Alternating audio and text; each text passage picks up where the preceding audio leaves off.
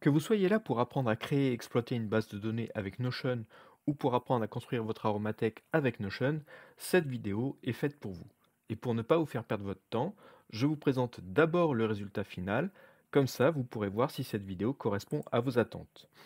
Comme le but est de pouvoir créer et exploiter une aromathèque, le cœur sera bien sûr une base de données d'huile essentielle que je vous montre ici. Donc elle est remplie avec plusieurs informations qui vont nous être utiles. Et qu'est-ce que je veux faire avec cette base de données d'huile essentielle? Je veux pouvoir faire plusieurs choses. La première chose, et là ça va intéresser les personnes qui sont là pour Notion, parce que c'est une astuce assez sympa, c'est comment extraire de cette base une ligne par jour. C'est-à-dire que là, j'ai l'huile du jour, c'est-à-dire que j'extrais de ma base de données une huile essentielle différente chaque jour. Ça me permet comme ça de faire une petite révision chaque jour où je vois mon huile essentielle avec sa famille botanique, son nom latin, son organe producteur, etc., etc. Et demain, ça sera une autre huile, après-demain, une autre huile, etc., etc.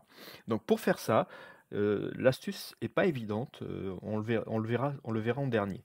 Mais l'idée, c'est ça.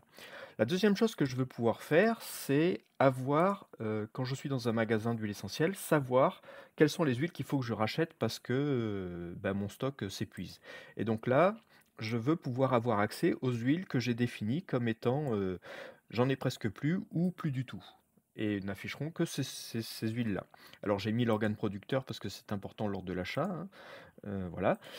Et enfin, ce que je veux pouvoir faire avec cette base de données, c'est avoir une aide pour construire mes synergies. C'est-à-dire que je veux pouvoir chercher dans ma base de données des huiles en fonction de leurs propriétés ou en fonction des pathologies. Si par exemple, ici, je vais choisir un filtre, donc là j'ai mis, voilà, c'est pour chercher les règles, c'est pour chercher les huiles anti-infectieuses et anti-inflammatoires. Donc j'ai une première liste d'huiles essentielles qui satisfont à ces conditions. Et là, j'ai mis un filtre pour chercher, voilà, les huiles essentielles qui sont intéressantes pour traiter une pharyngite.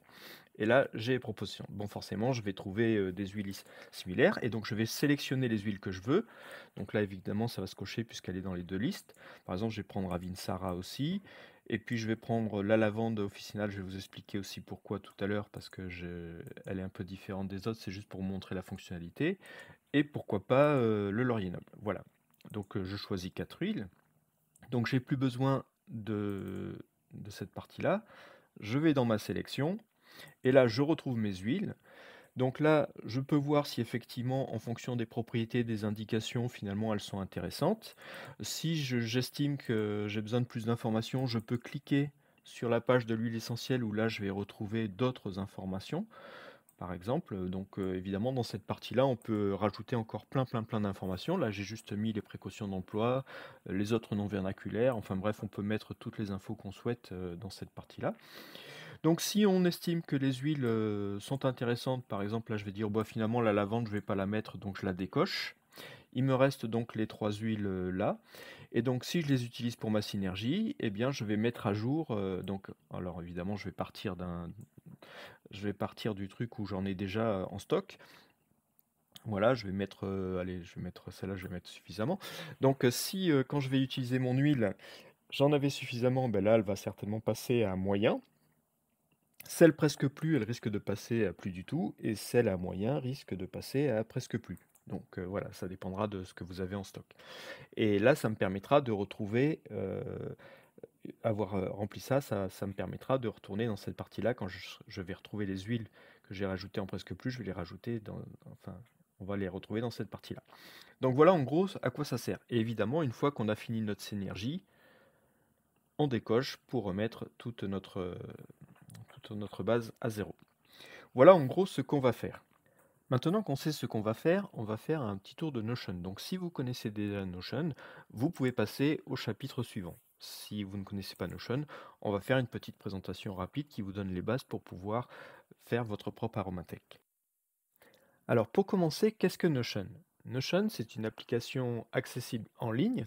Pour y accéder, il suffit de se rendre à l'adresse notion.so qu'on voit écrit là.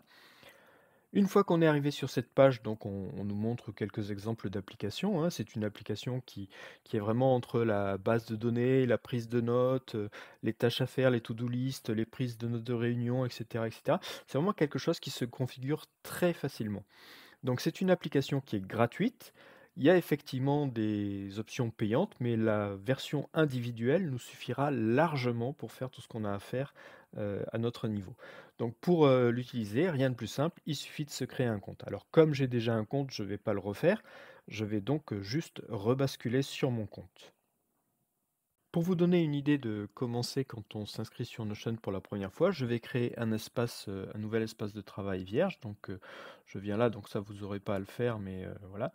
Par contre, quand vous renseignerez votre compte pour la première fois, avant de lancer votre premier espace, vous aurez cette première question. Évidemment, vous choisirez l'option individuellement et on va voir la première page Notion qui est créée.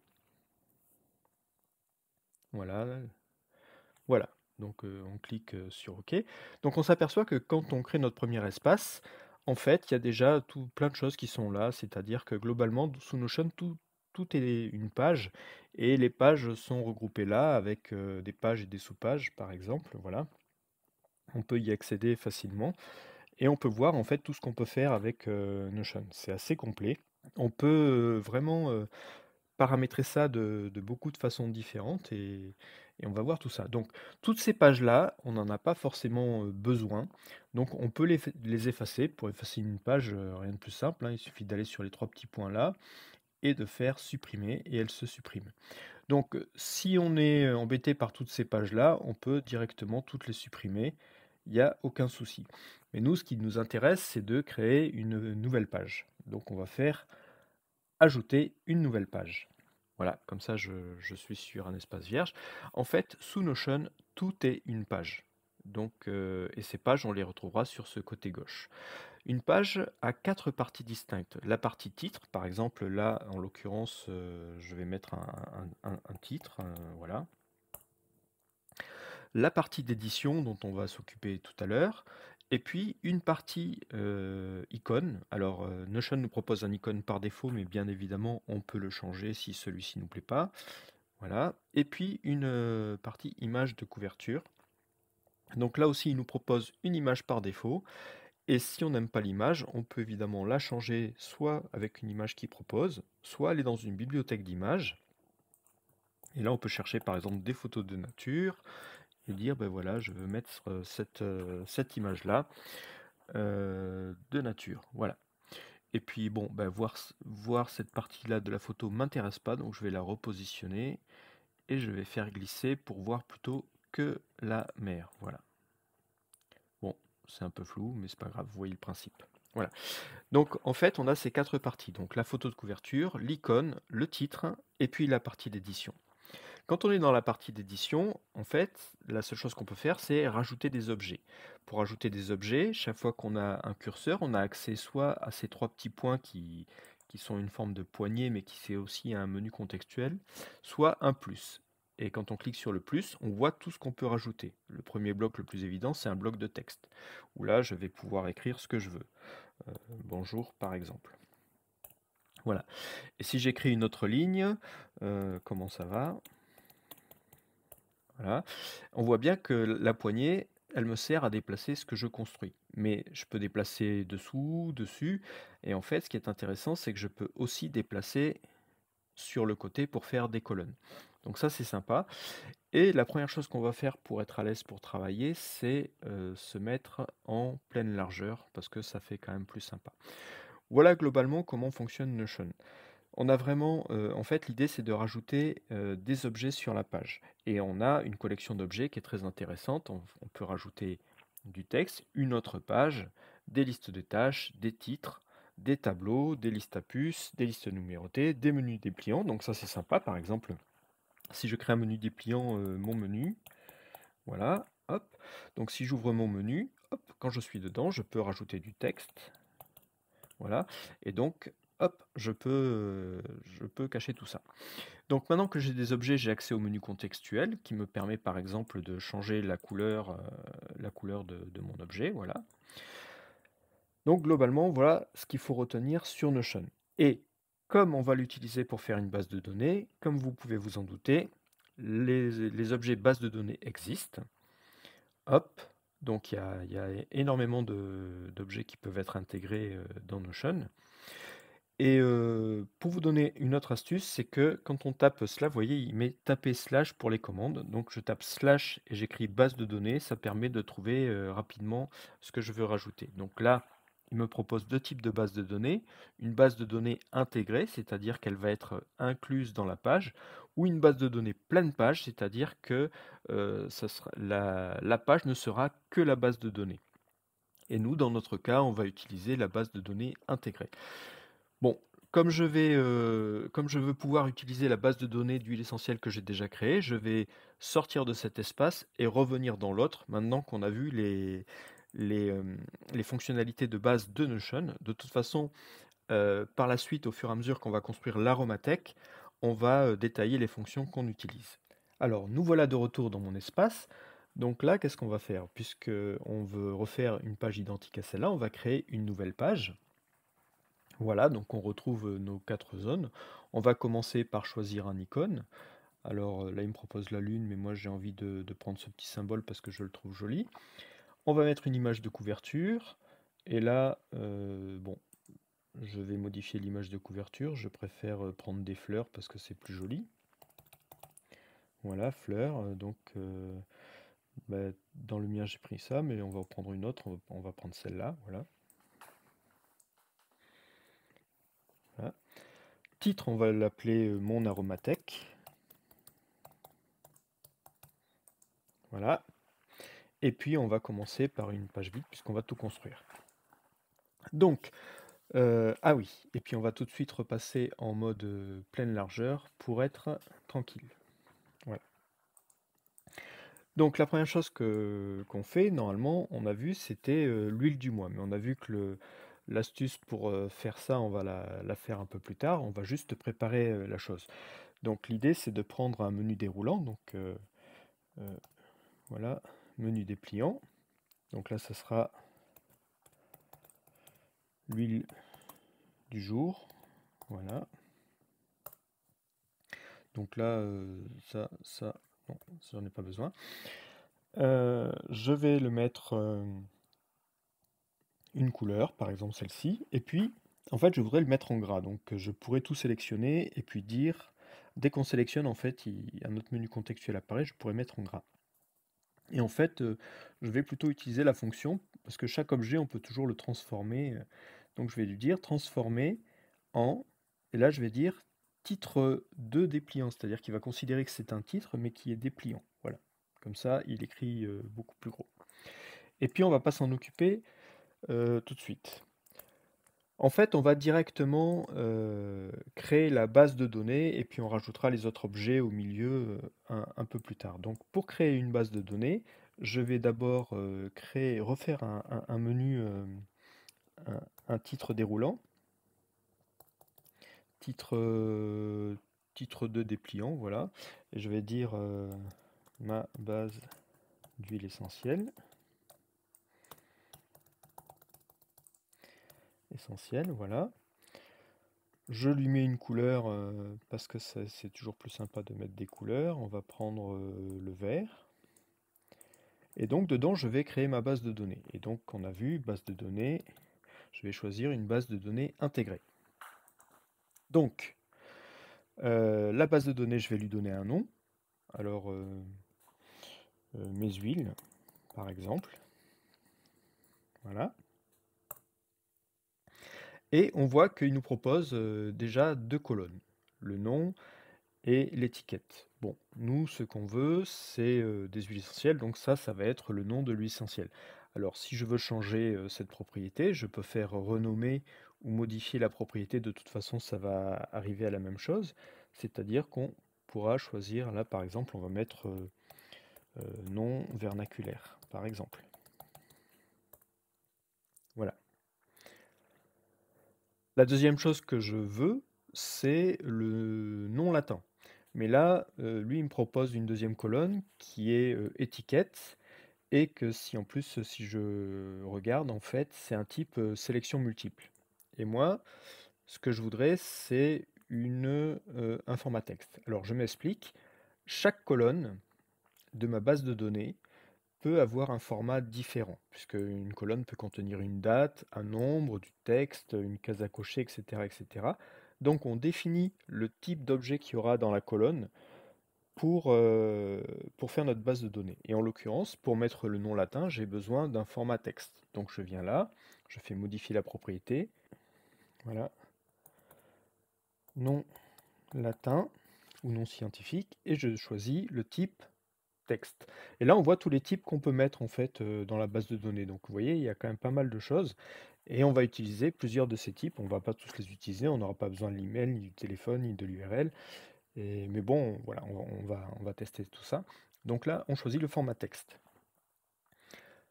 Après, je voudrais rajouter une colonne qui concerne la famille botanique. Donc là, je pourrais mettre un texte, mais comme une famille botanique, enfin une plante a une seule famille botanique, ce que je vais faire, c'est que je vais plutôt choisir le type sélection. Voilà. Et là, je vais dire, bah, par exemple, la première famille à laquelle je pense, pourquoi pas les lauracées, voilà, les lamiacées, lamiacées. Qu'est-ce qu'on peut mettre? Astéracées. Et en fait, c'est pas grave si on les met pas tous, parce qu'on pourra les rajouter juste après. Donc voilà, l'avantage de ça, c'est que quand on sera dans cette colonne-là, si par exemple je crée ma première huile essentielle, donc je vais dire la lavande, lavande, lavande vraie, voilà, je vais mettre son nom latin, lavandula, lavandula vera par exemple, parce qu'elle a plusieurs noms latins, mais bon, pour l'exemple, on met que celui-là. Et la propriété, c'est une lamiacée, voilà. Donc, et si ça avait été une autre famille qui n'était pas dans ma sélection, j'aurais pu dire bah, j'efface lamiacée et puis je tape une autre famille. Par exemple, on va mettre quoi comme famille? On va mettre les myrtacées. Hop, pardon. Myrtaceae, voilà. Voilà, donc j'ai créé, mais bon, comme c'est pas une myrtacée, je reviens sur lamiacée, mais en attendant, il a gardé mon lamiacée. Voilà, donc j'ai mon nom vernaculaire, j'ai mon nom latin, j'ai ma propriété. Maintenant, j'ai envie de savoir l'organe producteur, puisque c'est important, parce que des fois on distille des feuilles, des fois on distille l'écorce, des fois on distille les fleurs, donc l'organe producteur est important pour moi, donc je rajoute une colonne. Là, je vais choisir un format texte, et je vais mettre organe producteur. Modifier la propriété, donc organe producteur. Et je choisis format texte. Voilà, c'est parfait. Ensuite, j'ai envie de...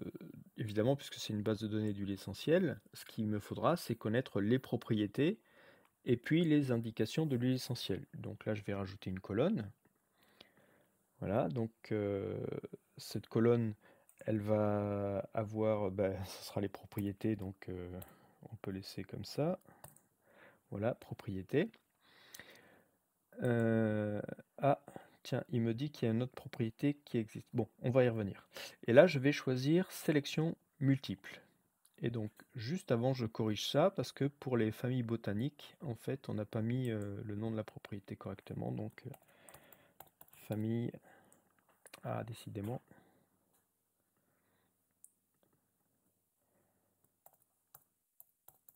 Famille botanique. Voilà. Donc ça fait plus propre avec le titre de la colonne famille botanique. Donc là, je voulais créer ma colonne propriété et j'ai dit que c'était une sélection multiple. Alors qu'est-ce que la sélection multiple? Eh bien, on a vu que dans les familles botaniques, on ne pouvait choisir qu'une famille à la fois. Dans la sélection multiple, on pourra choisir plusieurs sélections. Donc par exemple, comme il s'agit des propriétés, on va pouvoir dire par exemple propriété calmante, sédative. Qu'est-ce qu'on pourrait ajouter comme anti-inflammatoire, anti-infectieuse. Bref, et de toute façon, tout ça, on pourra le compléter après. Et là, pour le coup, on voit que les propriétés, on peut choisir plusieurs. On peut par exemple choisir anti-infectieuse, on peut choisir calmante, voilà, donc les deux propriétés sont associées maintenant à la lavande. Je vais faire pareil pour les indications. Indications. Donc là, ça sera aussi sélection multiple. Et là, bah, je vais mettre stress, infection ORL. Voilà, on peut mettre plein de choses, c'est toujours le même principe, hein. De toute façon, je vais pas toutes les faire, sinon la vidéo ferait 3 heures. Voilà, et donc là, bah, je peux mettre une indication stress et infection ORL, pourquoi pas, je peux mettre les deux. Voilà, donc je vais construire toute ma base de données comme ça. Maintenant, il me manque une information, c'est celle qui me permet de dire combien il m'en reste. Donc là, je crée une nouvelle propriété. Combien il en reste. Et là aussi, on va être sur sélection, puisque là, on peut avoir qu'une solution possible. Donc, pas du tout. Presque plus. Moyen. Suffisant.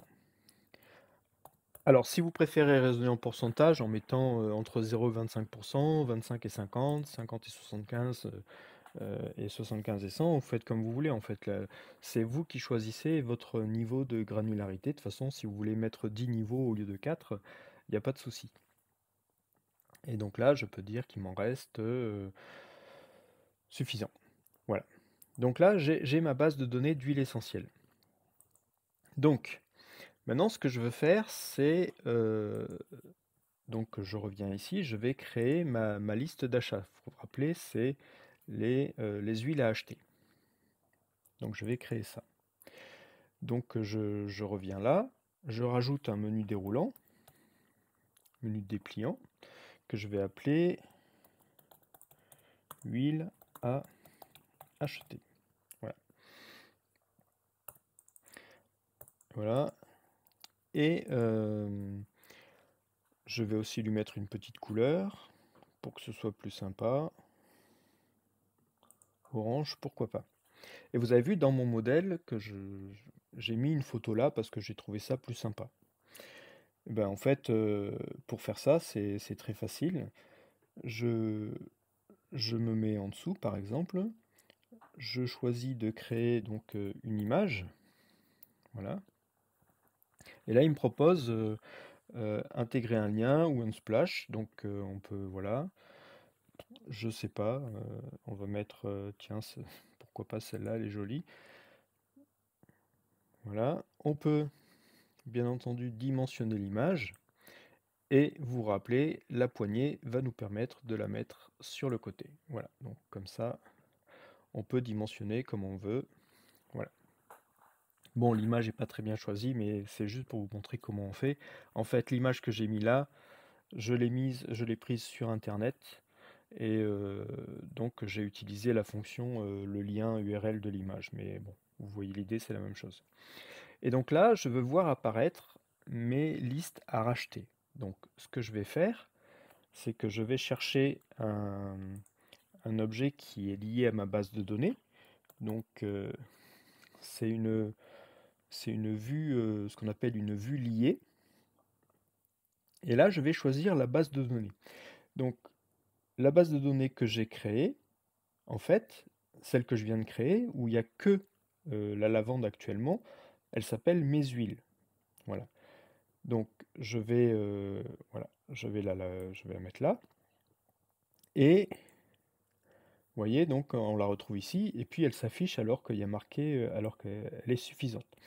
Et donc là, on va voir une nouvelle fonctionnalité, c'est-à-dire qu'une fois qu'on a décidé quelle base de données on met en relation, donc on peut enlever le titre juste pour des questions d'esthétique, on va choisir un filtre.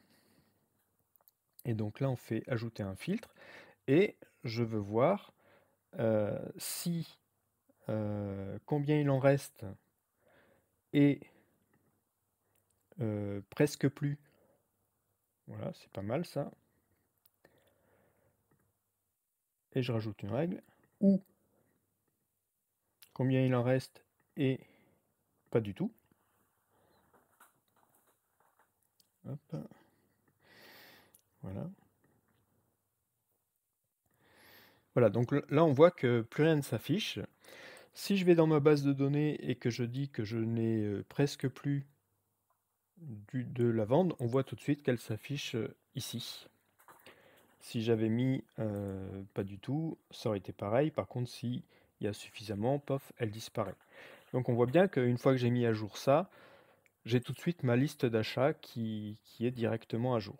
Voilà. Et tiens, j'ai pas mis de titre, donc je vais transformer en titre dépliant 2 pour que ce soit plus joli. Voilà. Voilà. Et là, on voit qu'il y a toutes les colonnes. Et en fait, là, ce que je vais faire, c'est que dans cette vue-là, j'ai pas besoin de tout afficher. J'ai besoin d'afficher le nom verticulaire parce qu'il va me servir à l'achat, le nom latin parce qu'il va me servir à l'achat, la famille botanique, pourquoi pas, l'organe producteur. Mais en fait, les propriétés, les indications et combien il en reste, ça, j'ai pas besoin de l'afficher. Comme ça me fait une liste beaucoup plus simple beaucoup plus simple. Voilà. Donc une fois qu'on a fait ça, il nous reste à faire la sélection en fonction des propriétés ou en fonction des pathologies. Et donc là je vois que j'ai plus accès à une ligne de commande, puisque je passe la souris, il ne se passe rien.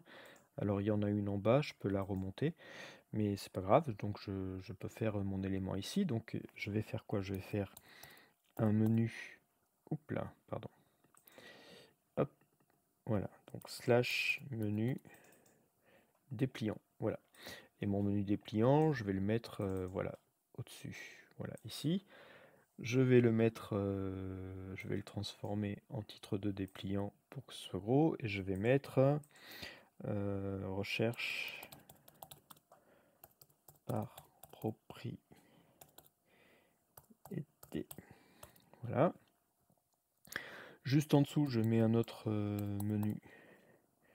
Alors c'est dans ce cas, je vais mettre directement titre 2 pour que ce soit voilà, titre de dépliant. Voilà. Et donc là, ça sera recherche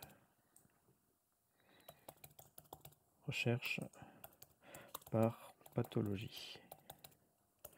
Et alors là, en fait, ce qu'il a fait, c'est qu'il me l'a mis, c'est pas grave. Je le prends et je le déplace en dessous, voilà. Et en fait, je vais même faire mieux que ça, je vais le mettre à côté, voilà. Et on va leur affecter tous les deux des couleurs. Alors, je sais pas, jaune pour le premier, et puis pour le deuxième, on va mettre bleu. Voilà. Donc, on a créé nos deux rubriques. Maintenant, il ne reste plus qu'à lier la base de données qui va avec. Donc, je prends la première recherche par propriété, et là, je viens rajouter donc une vue liée, voilà, avec la base de données mes huiles essentielles où apparaît que la lavanderie. Alors là, il n'y a qu'une seule huile essentielle, mais on va en rajouter tout à l'heure pour que ce soit plus simple. Voilà, on va faire la même chose à côté pour la recherche par pathologie. Vue liée. Voilà. Mes huiles essentielles. Voilà. Donc là, on n'a qu'une seule huile, donc ça va être difficile de faire le test parce que il n'y aura pas beaucoup de choix. Mais ce qui est important, c'est que si je reviens sur l'aromathèque telle que je l'avais construite, vous avez vu que lorsque je fais une recherche, en fait, j'ai une case à cocher ici qui me permet de faire ma sélection. Donc, ce qu'il faut que je rajoute dans mon aromathèque, dans ma base de données, voilà, je vais rajouter donc une colonne qui va s'appeler ma sélection. Ma sélection.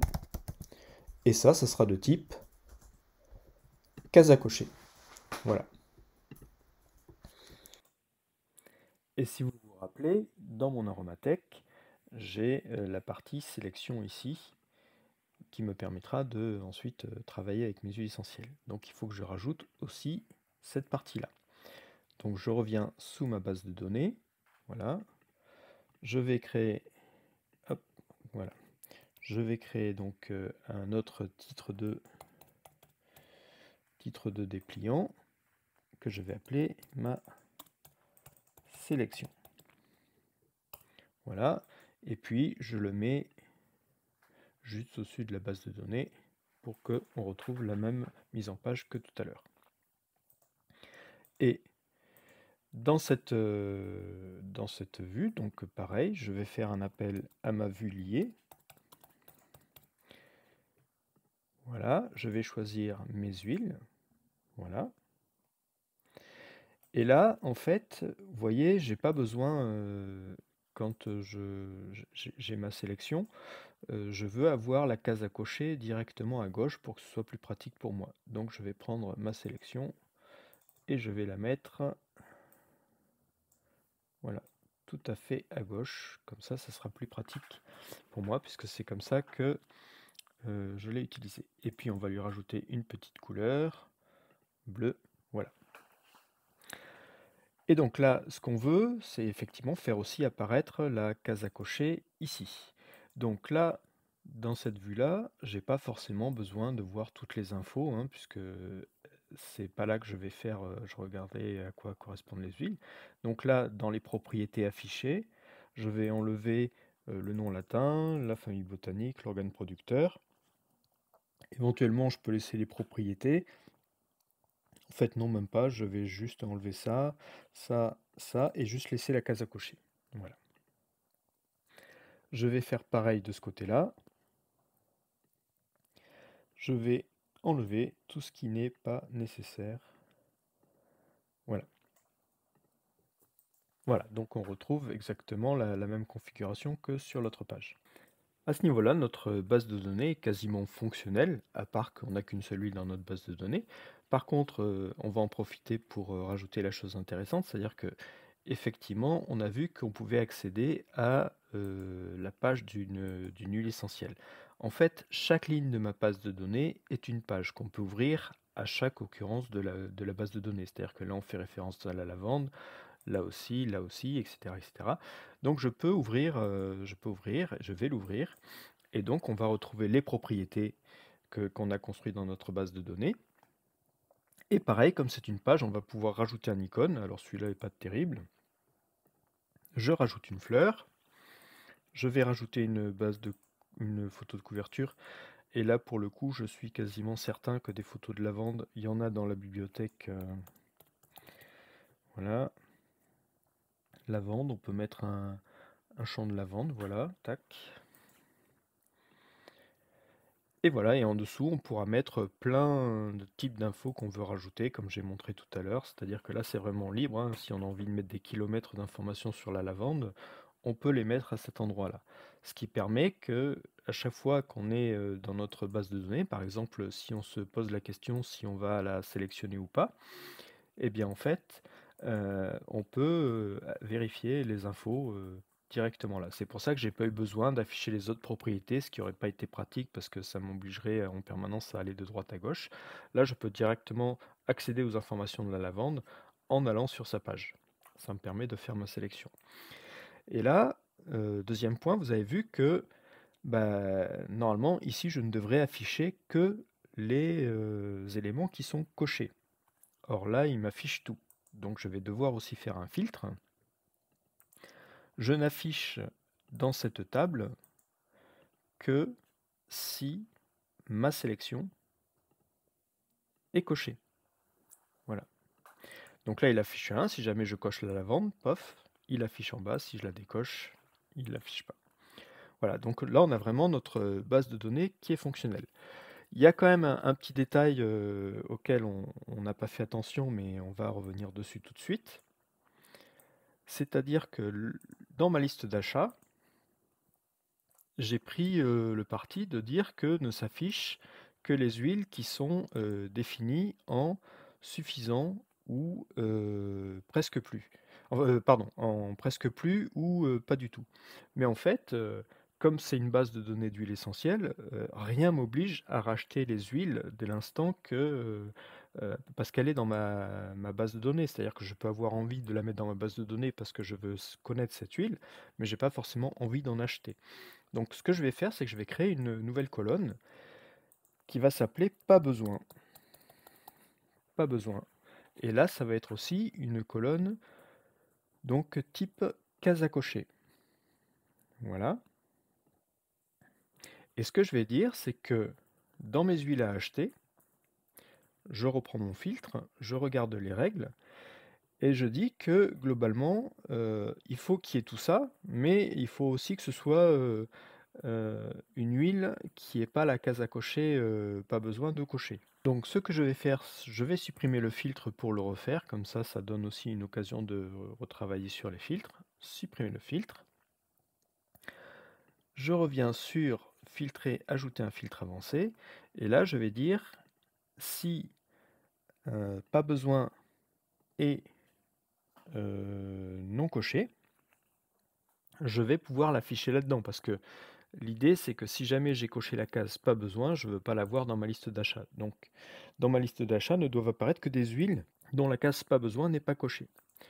Et là, je vais rajouter, cette fois-ci, je vais rajouter un groupe de filtrage pour remettre mes deux informations tout à l'heure, c'est-à-dire que si combien il en reste est presque plus, hop, et hop, pas du tout, voilà. Donc pourquoi j'ai fait un groupe? En fait, il faut comprendre que là, on fait de la logique des filtres, donc le et va s'appliquer à tout ça, c'est-à-dire que si la case n'est pas cochée, je regarde si j'ai une de ces deux conditions-là. Voilà. Si j'avais pas mis ça dans un groupe, en fait, quelle que soit la case, si elle avait été cochée ou pas, ben, en fait, ça m'aurait affiché quand même. Donc là, j'ai bien ça, c'est-à-dire que pour pouvoir afficher une huile essentielle, je dois avoir ces deux conditions. La première, c'est qu'elle soit à presque plus ou pas du tout. Et la deuxième condition, c'est que la case pas besoin soit cochée. Voilà. Et donc là, à partir du moment, si jamais je dis que mon huile essentielle est dans presque plus, normalement je la vois apparaître dans les huiles à acheter. Mais si jamais je coche pas besoin, hop, elle disparaît de ma liste parce que j'ai le droit d'avoir une huile, de l'utiliser et quand elle est vide, j'ai pas forcément envie de la renouveler. Donc voilà, c'est important de garder cette option-là parce que l'idée c'est pas de toujours acheter toutes les huiles de son aromathèque en fait. Voilà, on est maintenant face à notre aromathèque qui est fonctionnelle, à part que la base de données n'est pas remplie. Il nous manque qu'une seule chose à faire, c'est ce que j'avais dit au début qui était assez dur à faire, c'est de pouvoir faire afficher l'huile du jour. Donc je répète la fonctionnalité, c'est de dire que chaque jour, j'affiche une huile essentielle de ma base de données pour faire une révision. Donc là, ça va être un petit peu compliqué. Donc si vous n'êtes pas intéressé par Notion en soi-même, vous pouvez simplement vous contenter de recopier la formule que je mettrai de toute façon en description de la vidéo. Sinon, vous avez une autre solution, puisque à la fin, lorsque j'ai fini l'aromathèque, je la partagerai, c'est-à-dire qu'une fois que vous aurez votre compte Notion, vous pourrez télécharger le template et directement l'utiliser et remplir l'aromathèque pour l'utiliser comme vous voulez. Et si vous êtes intéressé par Notion, ben, je vais tenter de vous expliquer mon astuce de calcul. Donc pour faire ça, j'ai dû créer trois nouvelles colonnes dans ma base de données. Une colonne index, une colonne numéro et une colonne à afficher. La colonne numéro, c'est la plus simple, je numérote les lignes de 0 jusqu'à la fin. Donc là j'ai 20 lignes, donc ça va de 0 à 19. La colonne index est un petit peu plus compliquée, c'est là où il y a la formule compliquée. En fait, chaque jour, l'appli calcule un index. Et cet index va évoluer entre 0 et 19. Et forcément, quand l'index et le numéro sont égales, eh bien, ça va cocher automatiquement la case de la troisième colonne, qui est la colonne à afficher. Donc, voyons un petit peu le cœur de cette formule. Donc, la colonne est de type formule, ça veut dire que je décide de rentrer une formule. Et cette formule, voilà, elle paraît un peu compliquée au premier abord, je vais tenter de l'expliquer simplement. L'astuce de calcul, c'est de dire que comme je veux un index qui évolue tous les jours en fonction du nombre enfin en fonction de la taille de ma base de données, eh bien je vais faire quelque chose je dois faire incrémenter un nombre tous les jours. Donc pour ça, je vais prendre une date fixe que je remplis grâce à cette fonction-là. Alors je ne vais pas trop détailler, mais le timestamp, c'est un format d'horodatage informatique, c'est-à-dire qu'on rentre un entier et il convertit ça en date. C'est un format qui commence à partir du 1er janvier 1970. Et donc, voilà, le 0, si j'avais mis 0, ça correspondrait à la date 1er janvier 1970. Donc ça fait des grands chiffres, mais vous inquiétez pas. De toute façon, il y a plein de façons d'avoir les dates au format timestat. Donc j'ai mis une date au hasard. Enfin non, c'est pas au hasard, c'est mon anniversaire. Donc l'essentiel, c'est que ce soit une date fixe. Et je regarde la différence entre la date fixe et le jour d'aujourd'hui. Donc ça va me donner un entier. Et cet entier, alors ça va me donner une différence en jours, pardon, que je vais convertir en nombre grâce à la fonction toNumber. Et donc ce nombre entier, je vais le diviser par la taille de ma base de données et je vais faire une division avec l'opération mode, c'est-à-dire que je ne récupère que le reste de la division. Comme c'est une division entière, le reste, forcément, va évoluer entre 0 et 19. Et tous les 20, en fait, il se remet à 0. Donc ça fait 0, 1, 2, 3, 4, 5, 6, 7 jusqu'à 19. Et après, ça repasse à 0 et ainsi de suite. Et comme ça, tous les jours, je vais avoir une ligne différente. Et quand il est arrivé en bas de la base de données, il revient au début. Donc, je vais prendre la formule, je vais directement la copier pour la mettre dans notre modèle à nous. Voilà, donc je reviens dans mon aromathèque. Je vais créer les colonnes qui me manquent. Donc j'ai dit que la première c'était facile, c'était numéro, et que celle-là, elle était au format nombre, donc rien de très difficile. Voilà. La deuxième, c'est le calcul de l'index. Celle-là est au format formule. Voilà. Et la formule, ben, je vais la copier-coller pour qu'elle soit la même. Voilà. Puis je rajoute la dernière colonne, qui est donc la colonne à afficher, qui elle aussi est au format formule, et dont la formule sera beaucoup plus simple que l'autre, puisqu'il s'agit juste de regarder si le numéro est égal à l'index. Voilà. Si le numéro est égal à l'index, ça cochera automatiquement la case. Voilà. Et donc une fois que j'ai fait ça, toute ma base de données est fonctionnelle. Toute mon aromathèque est fonctionnelle comme je l'ai fait. Il manque juste un truc, c'est qu'effectivement, dans l'huile du jour, comme je veux faire afficher que l'huile du jour, donc aujourd'hui, normalement, la lavande ne devrait pas s'afficher puisque, voilà, afficher n'est pas coché. Donc je vais ajouter un filtre ici qui va être très simple, qui consiste à dire si afficher est coché, je l'affiche. Voilà. Et comme il n'y a pas d'huile cochée, voilà, on voit rien. Mais voilà, maintenant ça marche, ça fonctionne exactement comme celle que vous avez vue là, c'est-à-dire que on voit bien que c'est le même filtre. Si je vais dans le filtre, c'est bien si affiché et coché. Donc, comme c'est l'index 8, c'est la 8e ligne de la base de données qui s'affiche aujourd'hui. On a nos huiles à afficher, nos huiles à acheter, pardon. Voilà. On a ce qu'il faut pour faire des recherches par propriété ou par pathologie en utilisant les filtres. Si par exemple je veux changer de pathologie, c'est-à-dire qu'au lieu de prendre pharyngite, je cherche, je sais pas moi, ballonnement, pourquoi pas. Bon, ça n'aura pas de rapport avec les propriétés, mais c'est pas grave.